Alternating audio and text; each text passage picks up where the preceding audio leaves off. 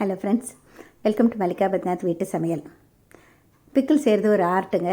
இதில் கோங்கூரா பிக்கிள், அதாவது புளிச்ச கீரையில் ஒரு தொக்கு மாதிரி செஞ்சேன். அது எப்படின்னு சொல்லிட்டு ஷேர் பண்ணிக்கிறேன்.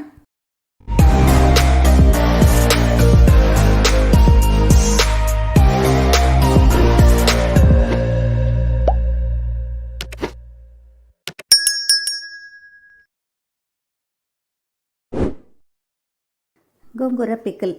இந்த பிக்கிள் கிட்டத்தட்ட ஒரு 6 மாதம் வரைக்கும் வச்சுருந்துருக்கலாங்க. ரொம்ப நல்லாயிருக்கும். இதில் நான் பூண்டு தான் சேர்த்துருக்கேன் கூட. இது பச்சடி வேறு, கோங்கூரை தொகையல் அப்படிங்கிறது வேறு, இந்த ஊறுகாய்ங்கிறது வேறு. இது செய்கிற மெத்தடும் டிஃப்ரெண்ட்டுங்க. ஆனால் ரொம்ப டேஸ்டியாக இருக்கும், எல்லாருக்குமே ரொம்ப பிடிக்கும். இது ஒரு நேச்சுரலாகவே புளிச்ச தன்மை வாய்ந்தது. கொஞ்சமாக புளி வச்சா தான் இதுக்கு நல்லாயிருக்கும், புளி இல்லாமல் செஞ்சால் நல்லா இருக்காதுங்க. இப்போ செலெக்ஷன் ஆஃப் கோங்கூரா, இதுதான் கோங்கூரா. இந்த புளிச்சக்கீரையில் இந்த காம்பு சகப்பு நிறமாக இருக்கிறத பார்த்து நம்ம தேர்ந்தெடுக்கணும். அப்போ தான் ரொம்ப டேஸ்டியாக இருக்கும். இப்போ இதை காம்புலேருந்து அந்த இலையை மட்டும் கிள்ளிட்டு நல்ல அகலமான ஒரு கிண்ணத்தில் தண்ணி எடுத்துகிட்டு நல்லா அலசி எடுக்கணுங்க. எப்போவுமே கீரையை நல்லா அலசிணும், 2-3 தடவை அலசி எடுக்கணும். அலசி எடுத்த பிறகு இந்த மாதிரி வடித்தட்டில் போட்டுருங்க. நல்லா வடித்தட்டை போட்ட பிறகு கிட்டத்தட்ட ஒரு 1/2 மணி நேரம் அப்படியே வச்சுருங்க. நல்லா தண்ணி பூரா வடியணும். அதுக்கு பிறகு ஒரு உலர்ந்த துண்டு, ஏதாவது ஒன்று காட்டன் டவல் விரிச்சிக்கோங்க. நிழலில் தான் வளர்த்தணும். இந்த மாதிரி நல்லா அப்படி போட்டுருங்க. பொதுவாக நாங்கள் ராத்திரியே போட்டுருவோம். முதல் நாள் ராத்திரியே கழுவிட்டு இந்த மாதிரி போட்டாக்கா காலையில் எழுந்தது பாருங்கள், அந்த ஈரமெல்லாம் எவப்ரேட் ஆகிடுச்சு, நல்லா காஞ்சி போயிடுச்சு. அப்போ தான் பிக்கிள் கெடாமல் இருக்கும். இதுக்கு நான் நல்லெண்ணெய் தான் யூஸ் பண்ணுறேங்க. ஒவ்வொரு இதுக்கும் கொஞ்சம் கொஞ்சமாக போடணும். இப்போ கொஞ்சம் நல்லெண்ணெய் விட்டுருக்கேன். ஒரு கைப்பிடி அளவுக்கு புளிச்சக்கீரையை சேர்க்குறேன். இதை சேர்த்த பிறகு நம்ம லேசாக வதக்கணும். இதுக்கு தண்ணி ஊற்றக்கூடாது. இந்த மாதிரி வதக்கினா தான் நல்லாயிருக்கும், ஷெல்ஃப் லைஃப் இருக்கும். இப்போ நம்ம வதக்க பார்த்திங்கன்னா அது அப்படியே கொஞ்சம் கொஞ்சமாக நிறம் மாறிட்டு லேசான அந்த கலர் பார்த்திங்கன்னா கொஞ்சம் டார்க்காக ஆகிடும், அப்படியே இலை சுருங்கிடும். அந்த அளவுக்கு வதக்கணும். ஒவ்வொரு தடவையும் கொஞ்சம் கொஞ்சமாக போட்டு கொஞ்சம் கொஞ்சமாக எண்ணெயில் தான் வதக்கி எடுக்கணுங்க. அதிகமான எண்ணெயும் தேவையில்லை, ஆனால் ஒவ்வொரு தடவையும் போடணும். அது பூராமே பாருங்கள் இந்த மாதிரி ஷ்ரிங்க் ஆகிட்டு இந்த மாதிரி நிறம் மாறணும். இப்போ நிறம் மாறிய பிறகு அது ஒரு தட்டில் எடுத்துருங்க. அதே மாதிரி இன்னும் கொஞ்சம் கொஞ்சமாக அப்படியே போட்டு எடுக்கலாம். இப்போ ஃபஸ்ட்டு தடவை இந்த மாதிரி போட்டிருக்கேங்க. நீங்கள் எவ்வளோ கீரை வச்சுருக்கீங்களோ அவ்வளோ கீரையும் ஒவ்வொரு தடவையும் பாருங்கள் இந்த மாதிரி இன்னொரு தடவை போடுறேன். இதையும் அதே மாதிரி நம்ம வதக்கி எடுக்கணும். ஒவ்வொரு தடவையும் வதக்கி எடுக்கிறப்போ அதில் வேறு எந்த உப்பு எதுவுமே சேர்க்கக்கூடாதுங்க. அந்த எல்லா கீரையும் இதே மாதிரி வதக்கி எடுத்தாச்சுங்க. இப்போ வதக்கி அதை இந்த மாதிரி ஒரு தட்டில் வச்சுட்டு நல்லா ரூம் டெம்பரேச்சர் வர வரைக்கும் ஆற விடணும். இப்போ இந்த ஒரு கட்டு பெரிய கட்டு கோங்கூரை எடுத்ததுனால அதுக்கு என்னென்னு காமிக்கிற பாருங்கள். புளி இந்த மாதிரி ஒரு எலுமிச்சம்பழ அளவு சேர்க்குறேன். அதாவது நம்ம எவ்வளோ காரம் போடுறோமோ அதுக்கு தகுந்த மாதிரி புளியும் சேர்க்கணுங்க. இந்த மாதிரி இருக்கிறத நம்ம கொஞ்சம் சுடு தண்ணி போட்டு ஊற வச்சுக்கலாம். நல்லா சூடான இருக்க தண்ணி போட்டு அது மூழ்கிற அளவுக்கு தண்ணி ஊற்றுங்க. இந்த மாதிரி போடுறப்ப ஒரு 10-15 நிமிஷம் ஊறினா போதுமானது. இப்போ இந்த புளி பார்த்திங்கன்னாக்கா நல்லா ஊறிடுச்சு. இந்த அளவுக்கு ஊறணும். ஊறிய பிறகு நான் மற்ற இன்க்ரீடியன்ஸ் எல்லாம் இப்போ சொல்கிறேன் பாருங்கள். இப்போ இந்த அளவுக்கு புளி, இந்த அளவுக்கு கோங்கூரை எடுத்துக்கு காஷ்மீரி சில்லி பவுடர் கிட்டத்தட்ட 1.5-2 டேபிள் ஸ்பூன் எடுத்திருக்கேன். 20-25 பல் பூண்டு உரித்து வச்சுருக்கேன். உப்பு 2 டேபிள் ஸ்பூன் இருக்கும். மஞ்சள் தூள், இதோட வெந்தயத்தூள், கடுகத்தூள் 1.5 டீஸ்பூன் 1.5 டீஸ்பூன் வச்சுருக்கேன். தாளிப்பதற்கு தேவையான அளவு கடுகு, கொஞ்சம் பெருங்காயத்தூள். இதுக்கு மறுபடியும் கொஞ்சம் நல்லெண்ணெய் தேவையாக இருக்குங்க. ஏன்னா நல்லெண்ணெய் போட்டிங்கனாக்கா எப்போவுமே பிக்கிள் கலர் ரொம்ப நல்லாயிருக்கும். இதுக்கு வேறு எந்த விதமாக வினிகர் எல்லாம் சேர்க்கக்கூடாது. இங்கே தேவையான அளவுக்கு நல்லெண்ணெய் எடுத்து வச்சுருக்கேன். இந்த பூண்டை நம்ம நறுக்கி வதக்கியும் சேர்க்கலாங்க. ஆனால் பொதுவாக நாங்கள் இடித்து சேர்க்குறது தான் பழக்கம். இந்த பூண்டை நம்ம மிக்சியில் போட்டிங்கன்னா நைஸாக ஆகிடுங்க. அந்த மாதிரி இடிக்கக்கூடாது. நம்ம கையில் உலக்கையால் இடிப்போம் பாருங்கள், அது மாதிரி இப்படி இடித்து எடுத்துக்கணும். அப்படி இல்லைன்னா நீங்கள் மிக்சியில் போட்டுக்கோங்க, இல்லைன்னா பொடியாக கட் பண்ணிக்கோங்க. ஆனால் நாங்கள் இந்த மாதிரி தான் போடுறது பழக்கம். இது ஆந்திரா ஸ்டைல் பிக்கிள்ங்கிறப்ப அங்கே அவங்க எப்படி பண்ணுறாங்களோ அதே மாதிரி தான் நான் இப்போ உங்களுக்கு செஞ்சு காமிக்கிறேன். இப்போ இதை பூண்டை இடித்து வச்சுருக்கேன். இப்போ இது இடித்த பிறகு நம்ம ஊற வச்ச புளி, வதக்கிய கோங்கூரா, இது ரெண்டையும் சேர்த்துட்டு மிக்சியில் அரைச்சாச்சுங்க. மிக்சி அரைச்ச பிறகு அந்த கழுவின தண்ணியை கொஞ்சம் சேர்த்துருக்கேன். இதுக்கு லேசாக கொஞ்சம் வெல்லம் சேர்த்துக்கிறேன். அதாவது 6 சுவையும் சேரணும் அப்படிங்கிறதுக்காக நான் வெல்லம் சேர்க்கறது பழக்கம் உண்டு. அது வெல்லம் சேர்த்துக்கிறேன் தொக்குங்கிறதுனால. கொஞ்சம் மஞ்சத்தூள், கிட்டத்தட்ட 1 டீஸ்பூன் இருக்கும் மஞ்சத்தூள். நம்மளுடைய விருப்பம் தாங்க, கூடியோ குறைச்சோ போட்டுக்கலாம். மஞ்சத்தூள் நல்லது அப்படின்னு சொல்லிட்டு போட்டிருக்கேன். 2.5 டேபிள் ஸ்பூன் அளவுக்கு இந்த காஷ்மீரி சில்லி பவுடர்ஸ் போட்டிருக்கேன். உங்கள் மிளகாத்தூள் காரமாக இருந்ததுன்னா கொஞ்சம் குறைச்சி சேர்த்துக்கோங்க.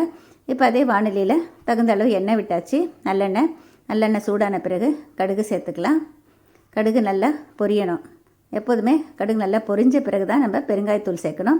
பெருங்காயத்தூள் கூட நம்ம வந்து கூடுதலாக சேர்க்கலாம். ஊறுகாய்க்கெல்லாம் ஒரு நல்ல வாசனையை கொடுக்கும் பெருங்காயத்தூள் சேர்க்குறப்போ. இந்த பூண்டு இடித்ததையும் இதில் சேர்த்தாச்சு. இதை சேர்த்துட்டு அதிக நேரம் ஃப்ரை பண்ணக்கூடாதுங்க. கொஞ்சம் நேரம் ஃப்ரை பண்ணலாம். அதாவது பூண்டு வந்து நிறம் மாறுற அளவுக்கு ஃப்ரை பண்ண வேண்டாம். அதே நேரம் பச்சை வாடை இருக்கக்கூடாது. அப்படிங்கிறதுனால கொஞ்சம் லேசாக ஃப்ரை பண்ணுறோம். இந்த மாதிரி ஃப்ரை பண்ணிக்கோங்க. ஃப்ரை பண்ண பிறகு தான் நம்ம வந்து இப்போ அரைச்சி வச்சுருக்கிற விழுது வச்சுருக்கோம் இல்லைங்களா, அதை சேர்க்கணும். ரொம்ப நைஸாக அரைக்காதீங்க. கொஞ்சம் கோர்ஸாக இருந்தால் தான் நல்லாயிருக்கும் எப்போதுமே எல்லா பிக்கிளுக்குமே. இப்போ இந்த மாதிரி அது எல்லாத்தையும் சேர்த்துது இதில் சேர்த்துட்டேங்க. இப்போ இதை நல்லா கலந்து விடலாம். எண்ணெய் வந்து கூடுதலாகவோ குறைச்சலாவோ உங்களுடைய பிக்கிளுக்கு தகுந்த மாதிரி நீங்கள் போட்டுக்கோங்க. இப்போ பொதுவாக வந்து திக்காக இருந்ததுனாக்கா உப்பு அதோடையே சேர்த்து போட்டுலாங்க. ஒருவேளை தளர இருந்தது அப்படின்னாக்கா உப்பு வந்து ஃபஸ்ட்டே போடாதீங்க. ஊறுகாய் தெறிக்க ஆரம்பிச்சிடும். எந்த ஊறுகாயாக இருந்தாலும் இந்த மாதிரி தொக்கு பண்ணுறப்ப நான் வந்து புளியை வந்து அரைச்சதுனால நான் இப்போ எல்லாத்தையும் ஒன்றா போட்டுட்டேங்க. அரைக்காமல் புளியை கரைச்சி ஊற்றுனீங்கன்னு வச்சுக்கோங்க. அப்போது வந்து நீங்கள் வந்து உப்பை வந்து கொஞ்ச நேரம் வெந்த பிறகு தான் சேர்க்கணும். இப்போ இதெல்லாமே வந்து ஷார்ட்கட்ஸு, ரொம்ப சிம்பிள் மெத்தடு, ரொம்ப சீக்கிரமாக ஃபினிஷ் ஆகிற மெத்தடு. இந்த மாதிரி பண்ணிங்கன்னா ஷெல்ஃப் லைஃபும் நல்லாயிருக்கும், அதிக நாளும் வச்சுருக்கலாம். அதே நேரம் வந்து ஊறுகாயை வந்து ரொம்ப சீக்கிரம் ஃபினிஷ் ஆகிடும். இப்போ பாருங்கள், அது கலந்து விட ஓரளவுக்கு நல்லா கெட்டிப்படும். பழன்னு சொல்லிட்டு வரும். அது பாருங்கள், நல்லா பழப்பழன்னு வந்த பிறகு தான் நான் இந்த உப்பு சேர்க்குறேன். உப்பு வந்து இது பொடி உப்புங்கிறதுனால இப்போ சேர்க்குறேன். சேர்த்த பிறகு கொஞ்சம் நேரம் கலந்து விடுங்க. அது நல்லா எல்லாமே ஒன்று சேரணும். அயோடைஸ்டு சால்ட் அப்படிங்கிறப்ப முதலையே போடக்கூடாதுங்க. கல் உப்பாக இருந்தாக்க நீங்கள் அரைக்கிறப்ப அரைக்கலாம். ஆனால் அதுவும் தெரிக்கும். எப்படி இருந்தாலும் இந்த மாதிரி போட்டால் தான் நல்லாயிருக்கும். நான் சொல்கிறபடி நீங்கள் செஞ்சு பார்த்தீங்கன்னா உங்களுக்கு எல்லாருக்குமே கரெக்டாக வரும். மெஷர்மெண்ட்டில் இருந்து எல்லாமே. புளிச்சக்கீரை அப்படிங்கிறப்ப நம்மளுக்கு வந்து கட்டு எவ்வளோ இருக்கோ அதுக்கு தகுந்த மாதிரி பார்த்து எடுத்துக்கோங்க. பெரிய கட்டாக இருந்தாக்க அதுக்கு தகுந்த மாதிரி நான் கொடுத்துருக்குற மெஷர்மெண்ட் கரெக்டாக இருக்கும். இப்போ இது நல்லா வெந்துடுச்சு பாருங்கள். இந்த ஸ்டேஜில் நல்லா பழப்பன்னு வந்துடுச்சு. ஊறுகாயினுடைய நிறம் மாறிடுச்சு.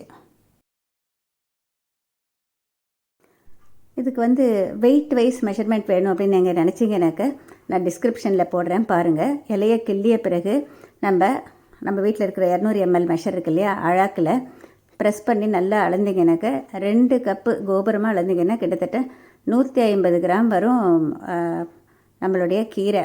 அந்த மாதிரி நம்ம 4 கப்பு எடுத்துட்டிங்கனாக்கா கிட்டத்தட்ட 300 கிராம் வரும். அதுக்கு தகுந்த மாதிரி உப்பு காரம் எல்லாம் வந்து நான் மெஷர்மெண்ட் போடுறேன். ஏன்னா கட்டு பெருசு சின்னது அப்படிங்கிறப்ப ஒரு சிலருக்கு கன்ஃபியூஷன் இருக்கலாம். அதனால் அந்த மாதிரி நான் மெஷர்மெண்ட் கொடுக்குறேன். டிஸ்கிரிப்ஷனில் பாருங்கள். இப்போ இந்த ஊறுகாய் ரெடி ஆகிடுச்சிங்க. இப்போ இந்த கடைசியாக நம்ம வந்து அந்த திக்னஸ் பார்த்துட்டு அடுப்பை அணைச்ச பிறகு தான் நம்ம வெந்தயப்பொடியும் கடுகு பொடியும் சேர்க்கணும். வெந்தயம் கடுகு எப்படி வறுக்கிறதுன்னு சொல்லிட்டு நான் முதல்லையே கொடுத்துருக்கேன். அதுவும் டிஸ்கிரிப்ஷனில் போடுறேன், நீங்கள் பாருங்கள். கடுகை வந்து பொரியிற வரைக்கும் வறுக்கக்கூடாதுங்க. லேசாக வறுத்து பொடி பண்ணணும். கொஞ்சம் லேசாக ஒயிட்டிஷாக வரும் அந்த மாதிரி. அதே நேரம் வெந்தயம் வறுக்கிறப்ப ஹை ஃப்ளேமில் முதல்ல வாணலியை வச்சுட்டு சூடான பிறகு வெந்தயம் சேர்த்தா ரொம்ப ஷார்ட் பீரியடில் அது வந்து வறுப்பட்டுடும். பிறகு அந்த மாதிரி வறுத்த வெந்தயத்தினுடைய தூள், இந்த மாதிரி வெந்தயத்தூள் நல்லா கூடுதலாக சேர்த்தா டேஸ்டியாகவும் இருக்கும். இது கடுகு பொடி. ரொம்ப வறுத்திங்கனாக்கா நிறம் மாறிடும், சீக்கிரமாக கருப்பாயிடுங்க. அதனால் அது சரியானபடி வறுக்கிறது ரொம்ப ரொம்ப முக்கியம். இதை எப்போவுமே நம்ம செஞ்சு வச்சுக்கிட்டா எல்லா ஊறுகாய்க்கும் போடலாம். வினிகர் எல்லாம் சேர்க்க வேண்டிய அவசியமே கிடையாது. ப்ரிசர்வேட்டிவ் போட வேண்டிய அவசியமே கிடையாது. இதுவே நேச்சுரல் ப்ரிசர்வேட்டிவாக அமையும். இந்த ஊறுகாய் வந்து இப்போ ரெடி ஆகிடுச்சு. அடுப்பை அணைச்ச பிறகு தான் இது ரெண்டும் சேர்க்கணும். ஒருவேளை எண்ணெய் பத்தலைன்னு நீங்கள் வந்து பிறகு கூட போடலாங்க. கொஞ்சம் காய்ச்சி ஆற வச்சுக்கோங்க. காய்ச்சணுன்னாக்கா கொஞ்சம் நல்லா சூடானா போகிறோம். சூடாகி ஆற வச்சுக்கோங்க. அதே நேரம் பாட்டில் கூட பார்த்திங்கன்னா நல்லா உலர்ந்த பாட்டிலாக இருக்கணும். கழுவிட்டு வெயிலில் வச்சுக்கோங்க. அதுக்கப்புறமா நீங்கள் அந்த பாட்டிலை எடுக்கலாம். இப்போ இந்த மிக சுவையான கோங்கூரா ஊறுகாய், கோங்கூரா பிக்கிள் ரெடி ஆகிடுச்சிங்க. நீங்கள் ட்ரை பண்ணி பாருங்கள். நல்லா டேஸ்டியாக இருக்கும். எல்லாேருக்கும் ரொம்ப பிடிக்கும். இது வெளியிலே வச்சுருந்தா கூட ரொம்ப நாள் வச்சுருக்கலாம், நல்லா இருக்கும், கெடாது. இதுவே இன்னொரு மெத்தடில் ஆந்திராவில் பண்ணுவாங்க, அது இன்னொரு தடவை ஷேர் பண்ணுறாங்க. அது கூட ரொம்ப நல்லாயிருக்கும். கோங்கூரை வச்சுட்டு நான் நிறைய ரெசிபிஸ் பண்ணியிருக்கேங்க. அதாவது கோங்கூரா, புளிச்சக்கீரை புளியோதரையிலேருந்து தொகையிலேருந்து நிறையா பண்ணியிருக்கேன். அது கூட இது நான் எழுதிய நாவூரும் ஊறுகாய்கள் அப்படிங்கிற ஒரு புஸ்தகங்க. இதில் 100 ரெசிபிஸ் கொடுத்துருக்கேன். இந்த புஸ்தகம் தமிழ்லேயும் இருக்குது, ஆங்கிலத்துலேயும் இருக்குது. நிறைய south Indian pickles, north Indian pickles, அந்த காலத்துலேருந்து பாரம்பரியமாக செய்கிற பல பிக்கிள்ஸ் இருக்குங்க. இதில் வந்து எந்த விதமாகவும் நான் வந்து ப்ரிசர்வேட்டிவ் வந்து எக்ஸ்ட்ராவாக சேர்க்க மாட்டேன். நேச்சுரல் ப்ரிசர்வேட்டிவ் மட்டும்தான்.